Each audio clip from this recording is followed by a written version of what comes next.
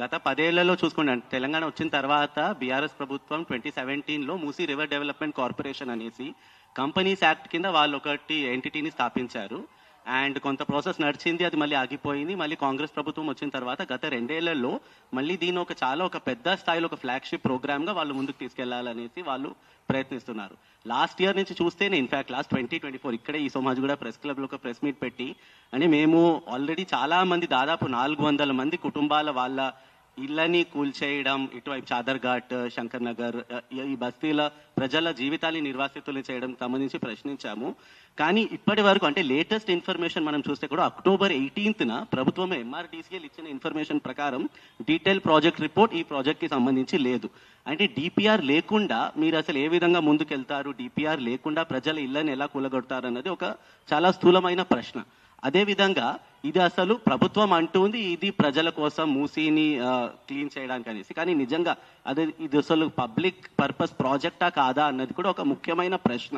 మేము మూసీ జన ఆందోళన తరఫు నుంచి మేమే అంటున్నామంటే ఇది నిజంగా అది ఎకాలజీకి సంబంధించి ఆ దృష్టి నుంచి చూసినా లేకపోతే ప్రజల పక్షం నుంచి చూసినా ఇది నిజమైన ఒక పబ్లిక్ పర్పస్ ప్రాజెక్ట్ కాదు.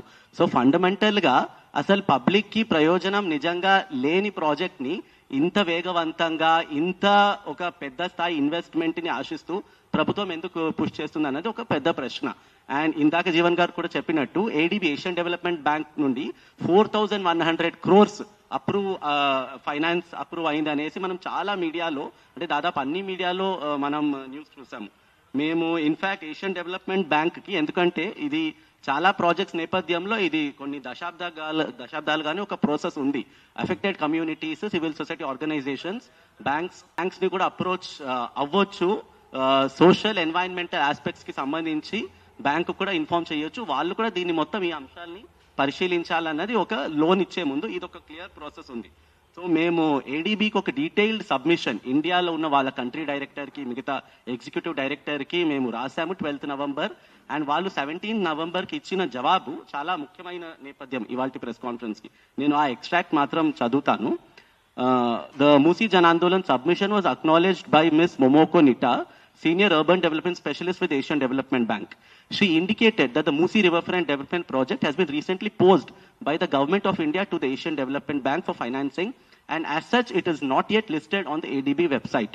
She further stated, "We want to assure you that the issues you have raised will be examined during our due diligence process. In the meantime, we encourage you to approach the Musi Riverfront Development Corporation or any other appropriate authority within the government of Telangana to address your specific concerns." అంటే ముఖ్యంగా ఇందులో వాళ్ళు చెప్పింది ఏంటంటే ఒకవైపు మీడియాలో అసలు ఇన్ని కబుర్లు వచ్చాయి, 4100 కోట్ల రూపాయలు ఒక రకంగా ఫైనాన్స్ కి గ్రీన్ సిగ్నల్ ఏడీబీ ఇచ్చింది అనేసి. కానీ వాళ్ళు ఇచ్చిన రిప్లై ప్రకారమే క్లియర్ గా చూస్తే it is still in the pipe line. అంటే భారత ప్రభుత్వం ఇటువైపు నుంచి వాళ్ళు ఒక ప్రపోజల్ పెట్టారు అంతే, అది వాళ్ళ వెబ్సైట్ మీద లేదు, దానికి సంబంధించిన ఎటువంటి ఆమోదం జరగలేదు. అండ్ వాళ్ళు క్లియర్ గా చెప్తున్నారు మేము అంటే ప్రజల వైపు నుంచి రేస్ చేసిన అంశాలన్నీ వాళ్ళు డ్యూ డిలిజెన్స్ ప్రాసెస్ లో వాళ్ళు దాన్ని ఖచ్చితంగా చూస్తారనేసి.